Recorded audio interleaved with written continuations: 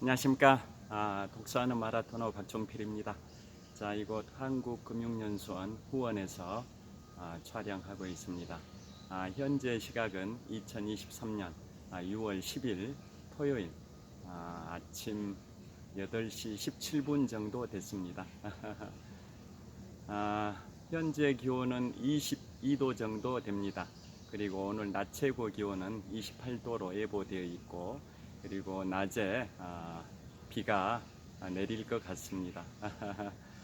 자, 오늘 한국금융연수원에 제가 여신법률 과목에 출강을 했습니다.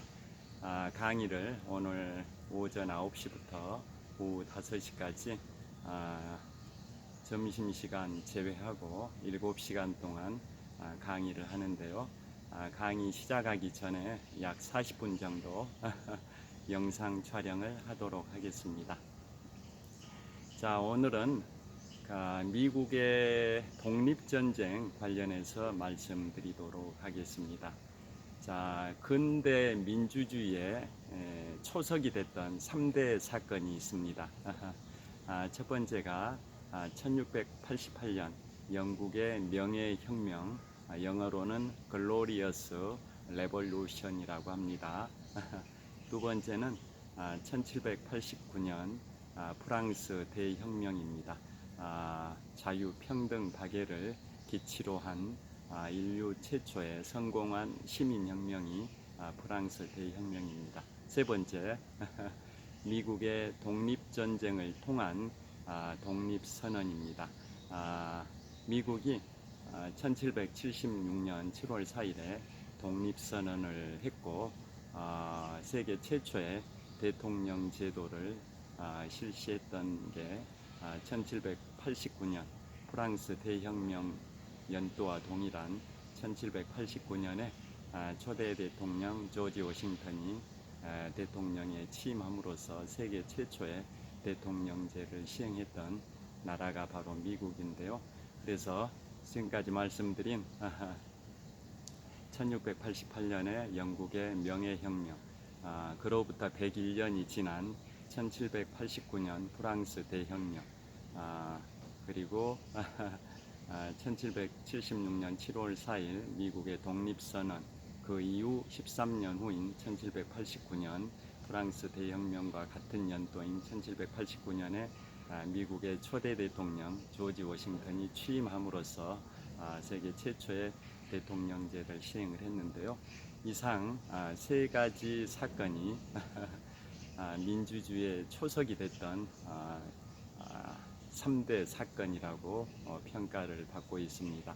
자, 간단히 말씀드리면 명예혁명은 1688년에 피를 흘리지 않고 혁명에 성공했다 해서 1688년에 영국의 명예혁명이라고 하는데요. 그 당시에 국왕이었던 제임스 2세가 물러나고 그의 딸이었던 메리 2세가 국왕의 즉위를 한 사건이고, 그것은 국민의 대표였던 영국의 의회에서 제임스 2세 국왕을 축출하고 그의 딸인 메리 2세를 국왕에 즉위시켰던 사건입니다.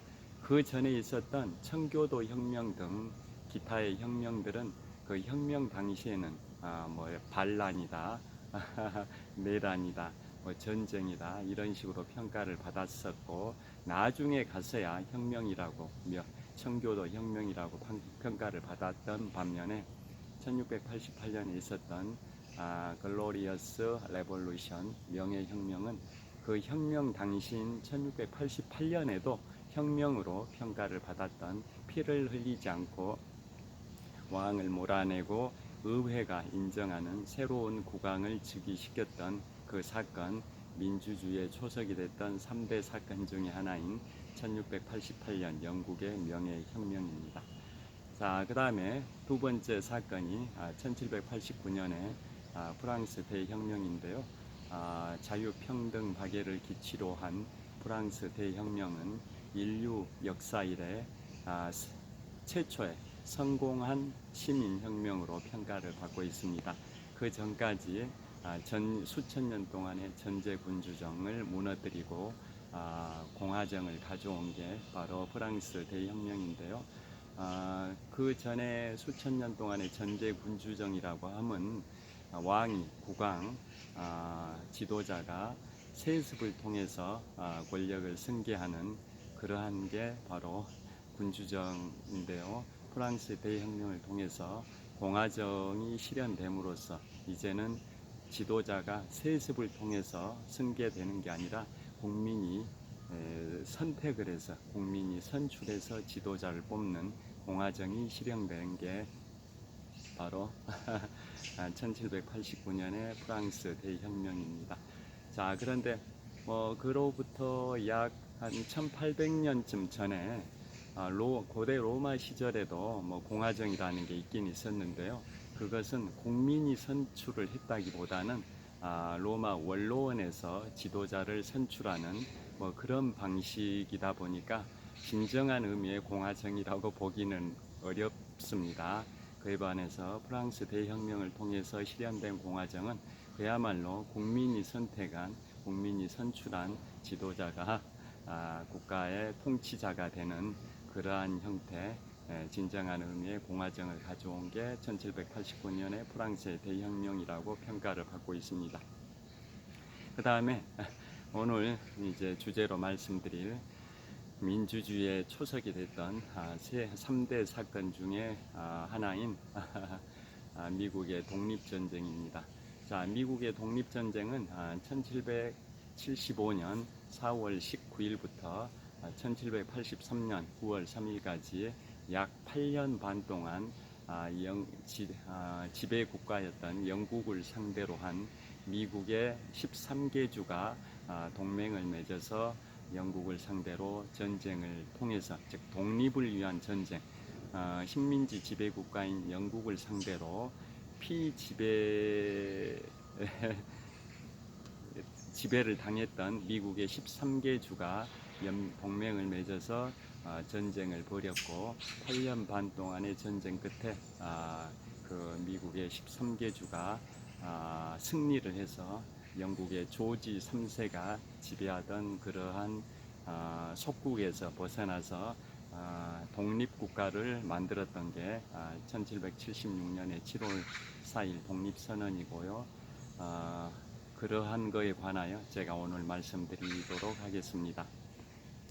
자, 그 말씀드리기 앞서서 자, 셀카봉을 들고 있으니까 손이 아파서 손을 바꿔서 들었습니다. 자, 세계에서 가장 오랜 역사와 전통을 자랑하는 마라톤 대회가 바로 보스턴 마라톤 대회입니다. 근대 올림픽 1회 대회가 1896년 그리스 아테네에서 있었는데요. 그 이듬해인 1897년에 세계에서 가장 오래된 마라톤 대회인 보스턴 마라톤 대회가 시작이 됐습니다. 그래서 보스턴 마라톤 대회는 1897년부터 올해 2023년까지 무려 126년 전통의 마라톤 대회인데요. 그 보스턴 마라톤 대회는 매년 4월 셋째 주 월요일에 개최를 합니다. 매년 4월 셋째 주 월요일에 개최를 하는데요. 그 이유가 있습니다. 그 이유는 바로 미국이 독립선언하기 1년 전인 1775년 4월 19일에 미국 독립전쟁의 시발탄이 됐던 바로 렉싱턴 콩코드 전투가 바로 1775년 4월 19일에 발생이 됐었고, 그 독립전쟁의 시발탄이 된 1775년 4월 19일에 그 렉싱턴 콩코드 전투를 기리기 위해서, 그걸 기념해서 보스턴 마라톤 개최 일자를 그 시기에 맞추다 보니까 매년 4월 셋째 주 월요일에 보스턴 마라톤 대회를 개최를 합니다. 그래서 일명 애국의 날이라 해가지고 패트리어트 데이라고 합니다. 패트리어트 데이, 애국의 날이라고 해서 독립전쟁의 시발탄이 됐던 렉싱턴 콩코드 전투 1775년 4월 19일 그 시기에 맞춰서 보스턴 마라톤 대회를 매년 4월 셋째 주 월요일에 개최를 하고 있습니다. 자, 그 관련해 가지고 자, 그러면 독립전쟁의 시발탄이 됐던 렉싱턴 콩코드 전투는 왜 발생이 됐는지 배경을 설명을 해드리면, 그 미국의 역사의 시작은 다 아시다시피 1620년에 영국의 청교도들이 영국의 국교인 성공회를 믿지 않는다라는 이유로 종교 박해를 당하다 보니까 그 종교 박해를 당했던 청교도들이 종교 박해를 피해 가지고 영국을 떠나서 미국의 매사추세츠주의 보스턴의 플리머스 항에 서기 1620년에 도착한 게 미국 역사의 시초라고 보고 있는데요. 자, 그로부터 많은 세월이 흘러가지고 약 155년 정도 기간, 즉 1620년부터 1775년까지 약 155년의 기간 동안은 미국 지배국가였던 영국과 그 다음에 그 미국 아메리카 대륙에 상륙했던 그 식민지 개척민들 간에 뭐 큰 갈등은 없었는데요. 이제 1770년대가 된 상황에서는 이제 영국이 중상주의 무역 정책을 펼치다 보니까 영국과 미국 간의 그러한 교역하는 무역에 대해서 많은 세금을 부과를 하면서 영국의 산업을 보호하는 이른바 중상주의 정책을 펼치다 보니까 미국에서 영국으로 수출하는 그러한 물자들에 대해서 많은 세금, 관세를 부과를 해버리니까 미국인들이 피해를 많이 보게 됐었죠. 뭐 관세 조례다, 뭐 여러 항해 조례다, 인지 조례다, 다양한 조례들을 영국에서 만들어서 식민지 지배국가였던 영국이 그 미국의 개척민들에 대해서 많은 세금을 부과하는 정책을 시행을 하다 보니까 미국 식민지 개척민들은 굉장히 피해를 보게 돼서 계속 영국에 대한 불만들이 이제 고조가 됐었고, 그 과정에서 영국으로부터 독립해야 된다는 독립파들이 득세를 하게 되고, 그에 반해서 여전히 우리는 영국의 조지 3세 국왕의 통치를 받는 충성스러운 백성들이다라는 생각으로 친영파들이 또 있었는데요. 그런데 나중에 가서는 결국은 독립을 해야 된다, 그런 필요성들이 많이 부각을 하게 됩니다. 그래서 바로 이제 미국 식민지인들은, 개척민들은 자체 무장을 하게 되고, 또 민병대가 조직이 되고, 영국 식민지 주둔군과의 갈등들이 계속 고조되는 상황이 발생이 됩니다. 그래서 이제 드디어 1775년 4월 18일 밤이 됩니다. 그래서 그 당시에 미국의 뿌리가 됐던 매사추세츠주 보스턴에 주둔하고 있던 영국 주둔군이 있었는데요. 영국 주둔군의 사령관한테 이제 보고가 들어온 게 있습니다. 그게 뭐냐? 보스턴의 북서쪽에 약 18마일 지점, 18마일이면 1마일에 1.6km니까 18마일이면 약 30km 정도 되는데요. 보스턴의 북서쪽에 약 30km 정도 지점에 렉싱턴이라는 지역, 콩코드라는 지역에 민병대들이 많은 탄약, 무기를 이제 비축을 하고 있다라는 보고가 들어옵니다. 그래서 그 보스턴의 영국 주둔군 사령관은 군대 1000명을 보내서 병력 1000명을 렉싱턴으로 이제 보내게 됩니다. 그러니까 보스턴의 북서쪽에 약 30km 지점에 콩코드가 있는데, 그 중간 정도 지점에 렉싱턴이 있습니다. 그래서 먼저 그 1000명 정도의 병력을 렉싱턴 쪽으로 파병 명령을 내리고, 그것을 어떻게 알게 된 미국의 그 식민지 개척민이 말을 타고, 한 손엔 어두우니까 지금처럼 전기 조명이 있던 시절이 아니니까 말을 타고 한 손에는 횃불을 들고 말을 달려서 렉싱턴에 도착을 해서, 즉 영국 주둔군이 보스턴에서 렉싱턴까지 도착하기 전에 정보를 입수한 그 식민지인이 렉싱턴까지 말을 타고 횃불을 들고 달려서 렉싱턴의 민병대들한테 알려주게 되고, 그래서 렉싱턴의 민병대들 77명이 영국의 주둔군들이 도착하기를 기다리고 있다가 드디어 그 역사적인 날 1775년 4월 19일에 동이 텄습니다. 그날 드디어 독립전쟁의 시발탄이 된 렉싱턴에서 전투가 발생이 돼서 양측의 영국군과 민병대 간의 그 유혈 사태가 발생이 됩니다. 그게 바로 독립전쟁의 시발탄이 됐던 렉싱턴 전투고요.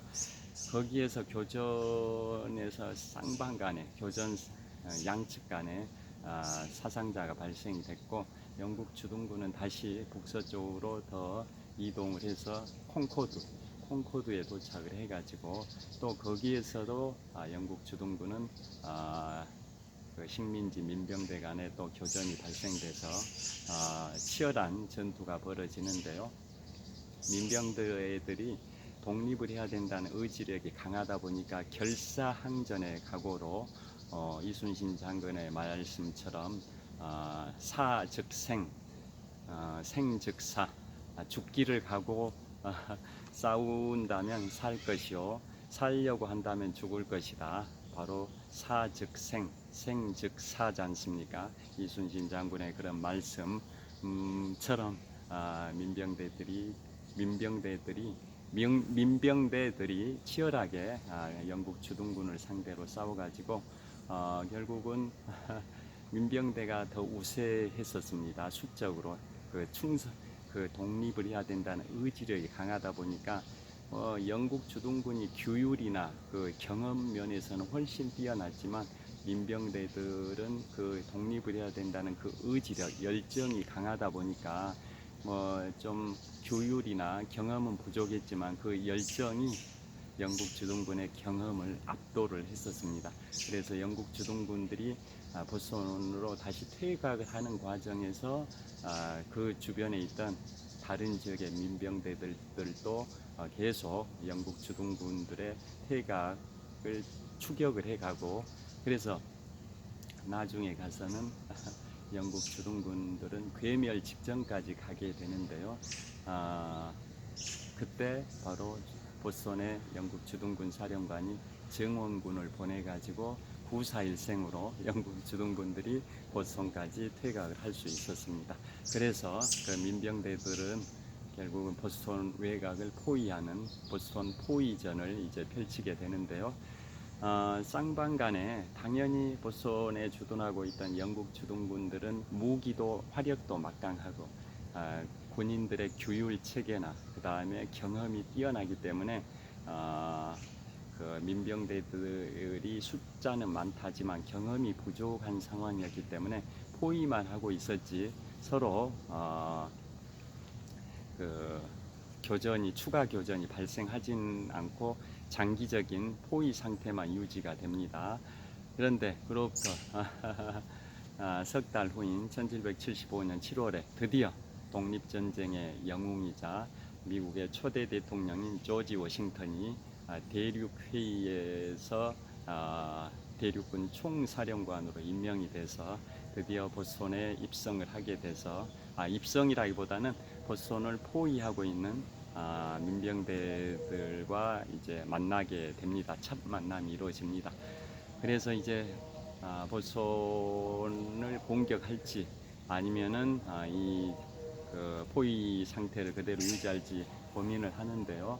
영국 주둔군들이 화력이 막강하다 보니까 쉽게 포위 상태에서 그 보스턴을 공격하기는 쉽지 않았었습니다. 운이 좋게 민병대들이 그 보스턴을 포위하긴 했지만은 영국의 화력이 워낙 막강해서 포위를 이제 압박해가지고 보스턴에 입성하기는 어려웠고, 또 반대로 영국 주둔군 입장에서도 포위를 하고 있는 민병대들의 숫자와 그 다음에 그 독립의 의지가 강하다 보니까 영국 주둔군들이 포위망을 해체시키기도 어려워서 서로 장기적인 서로 눈치 보기 작전에 들어가게 됩니다. 그런 식으로 이제 독립전쟁이 시작이 됐었고요. 그 다음에 그 장기적인 그 지리한 서로 탐색전이 유지되다가 해가 바뀌어서 1776년 1월에 큰 사건이 발생이 됩니다. 1776년 1월에 바로 그 유명한 토마스 페인이 상식이라는 소책자를 발간합니다. 영어로 커먼 센스죠. 커먼 센스. 토마스 페인이라는 사람이 상식, 커먼 센스라는 소책자를 발간한 게 미국의 그 당시에 13개 주에 그 식민지 개척민들한테 엄청난 베스트셀러가 돼가지고 그 내용인즉슨 독립을 했을 때의 이익과 또 독립의 정당성을 설파한 그러한 책입니다. 소책자 커먼센스, 토마스 페인의 그 소책자 커먼센스, 상식이죠. 그게 베스트셀러가 되면서 미국의 식민지 개척민들한테 엄청난 독립이 필요하다, 독립의 정당성을 이제 각인시킨 겁니다.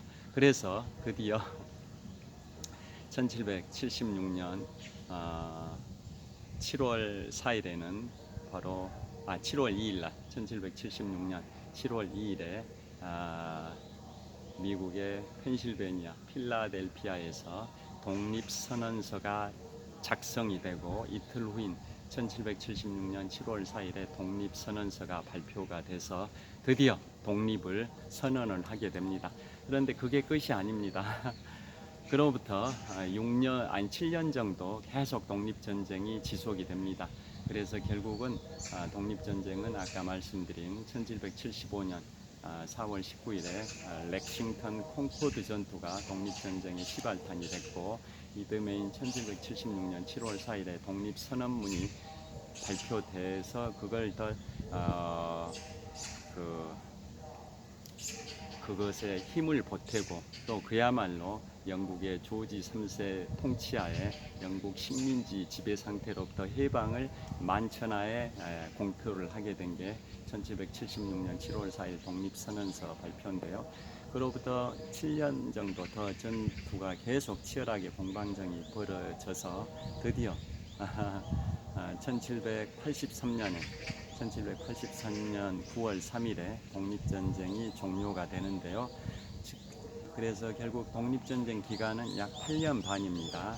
1775년 4월 19일 렉싱턴 콩코드 전투로부터 시작해서 1783년 9월 3일에 종료가 됐으니까 약 8년 반 정도의 독립전쟁의 결과물로 드디어 프랑스 파리에서 파리 조약이 체결이 됩니다. 그래서 국제적으로 미국이 독립을 했다라는 게 공인이 됩니다. 공인이. 그게 바로 1783년에 프랑스의 파리 조약입니다. 그로부터 4년 후인 1787년에 미국의 헌법이 제정이 되고, 그러고 나서 9개 이상 주의 비준을 거쳐 가지고 1789년에 드디어 미국이 헌법을 시행을 하게 됩니다. 미국 그 헌법이 시행된 1789년이 바로 프랑스 대혁명이 일어났던 연도입니다. 그래서 초대 대통령으로 독립전쟁의 영웅 대륙군 총사령관을 했던 조지 워싱턴이 초대 대통령에 취임을 하게 되고요. 그 조지 워싱턴은 바로 미국 화폐 1달러 지폐의 주인공이기도 하다라는 거 다 알고 계실 겁니다. 그렇게 해서 초대 대통령 조지 워싱턴이 1789년에 취임을 했습니다. 프랑스 대혁명이 발생했던 연도인 1789년에. 그로부터 4년 임기를 2번 해서 총 8년의 임기를 채우고 1797년이 됐는데요. 국민들은 독립전쟁의 영웅이자 초대 대통령 조지 워싱턴 대통령이 계속 오랫동안 대통령을 하기를 열망했습니다마는 조지 워싱턴 대통령은 국민들이 박수 칠 때 물러난다라는 신념을 갖고 물러났습니다. 그래서 그게 아름다운 관행이 돼서 미국의 대통령들은 그 이후에 아무리 자기가 잘했다 할지라도 대통령 임기를 2번 초과해서 할 수가 없는 아름다운 관행이 만들어졌는데요. 그 관행을 깼던 분이 바로 제 32대 미국 대통령 프랭클린 루즈벨트 대통령이라는 거 다 아실 겁니다. 1933년부터 1945년까지 대통령을 4번을 했고, 사선 임기가 시작된 지 얼마 안 된 상황에서 1945년 4월 12일 날 뇌출혈로 사망을 하게 되는데요.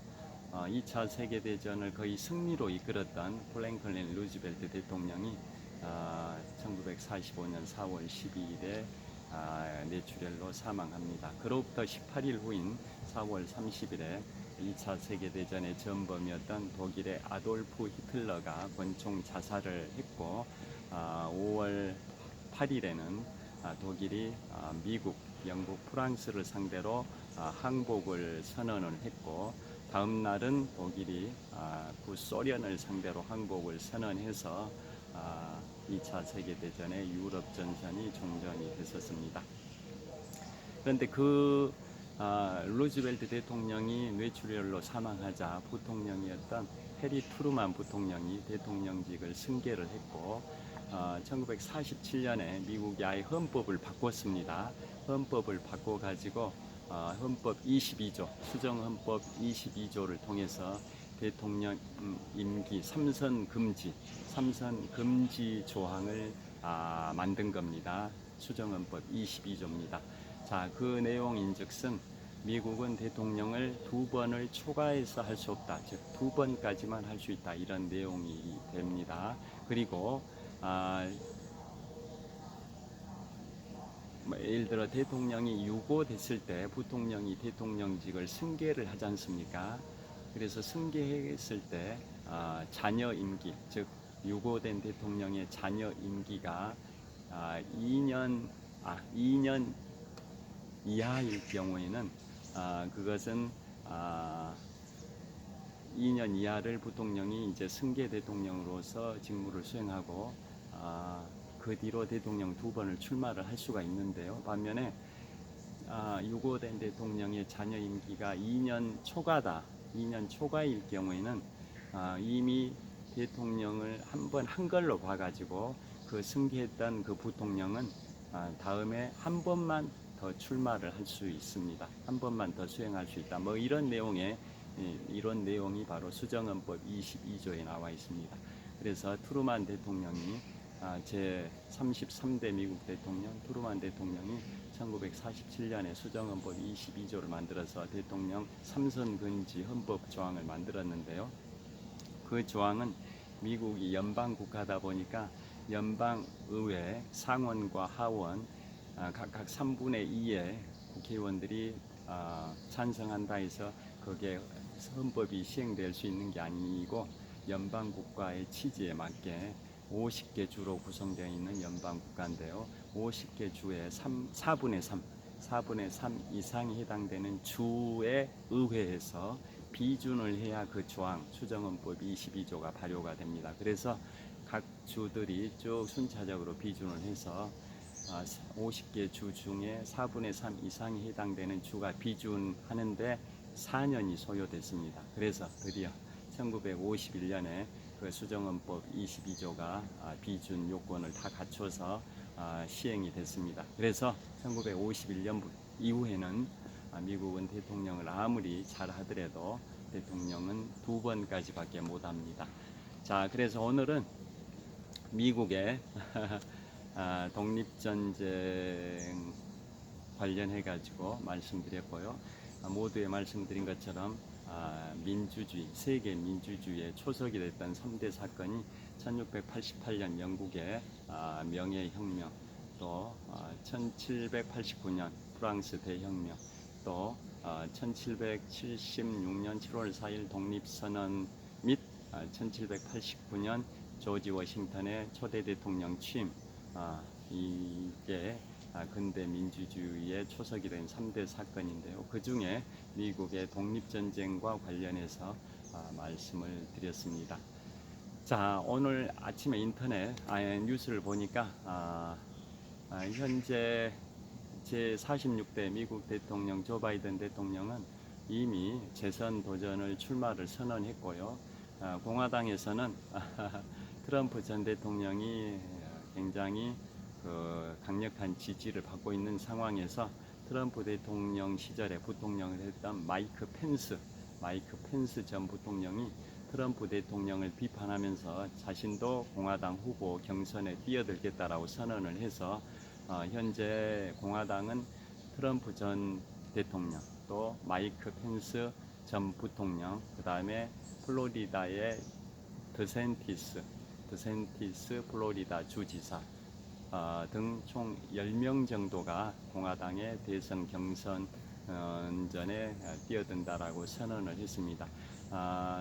3년 전인 2020년에는 공화당의 경선에 뛰어든 사람이 17명이었는데요. 이번에는 현재는 10명 정도인데 트럼프 전 대통령이 굉장히 압도적인 우세를 보이는 상황에서 마이크 펜스 전 부통령도 이제 경선전에 뛰어들어서 치열하게 이제 경선전을 펼칠 것 같습니다. 자, 오늘 현재 시각 한번 보겠습니다.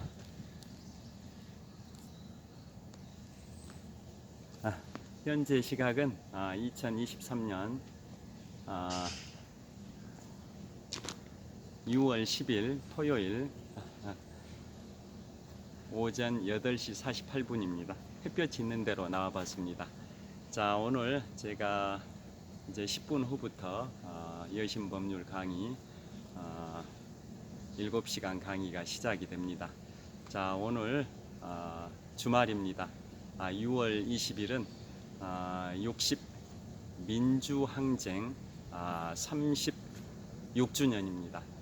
자, 제가 87학번인데요. 제가 대학교 1학년이었던 87년 6월 10일 날 60 민주항쟁이 발생이 됐고, 그 결과물로 그 당시에 민정당에서는 노태우 민정당 총재 발표로 6.29 선언이라는 이른바 대통령 직선제를 골자로 하는 6.29 선언이 발표가 됐습니다. 그 전에 전두환 전 대통령은 통일주체 국민회의라는 일종의 체육관 선거를 통해서 간접 선거 방식으로 당선이 돼서 정권의 정통성이 당연히 없고 12.12 쿠데타를 통해서 집권했기 때문에 더더욱 정권의 정통성이 없었는데요. 그래서 국민들은 36년 전 1987년 6월 10일 60 민주항쟁을 통해서 대통령 직선제 등을 요구하는 민주화 운동을 펼쳤고, 그 결과물로 1987년 6월 29일 대통령 직선제라는 그 승리를 거두게 됐었던 겁니다. 자, 그래서 오늘은 2023년 6월 10일 36년 전에 60 민주항쟁 36주년입니다. 그래서 오늘 굉장히 뜻깊은 날인데요. 저도 대학교 1학년 때 맞이했던 그 60 민주항쟁의 그러한 투쟁의 시위에 참여했던 사람으로서 저뿐만 아니라 그 당시에 대학생들은 대부분 참여했었습니다. 명동성당, 그 다음에 남대문, 그 다음에 시청, 그 서울 사대문 안에 있는 그러한 핵심이 되는 장소에서 명동성당이 그 당시에 민주주의의 성지 역할을 했었는데요. 그 민주항쟁이 제가 대학교 1학년 때 경험했던 그러한 거고, 벌써 세월이 36년이 지나서 오늘이 60 민주항쟁 36주년입니다. 진정한 민주주의가 뭔지를 다시 한번 생각해보는 그러한 날이 됐으면 좋겠습니다.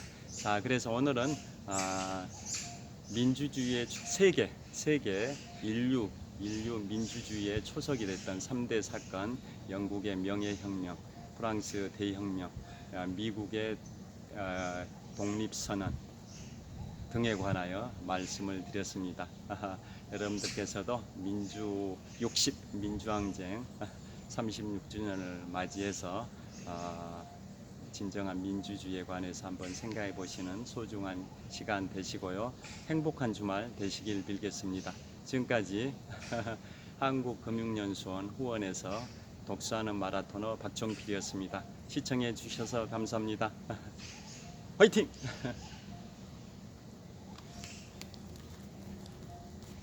자, 이곳은 한국금융연수원 후원입니다. 그 다음에 이 뒤쪽으로 한번 이렇게 저기 지금 비추고 있는 건물이 한국금융연수원 본관 건물 뒤편이고요.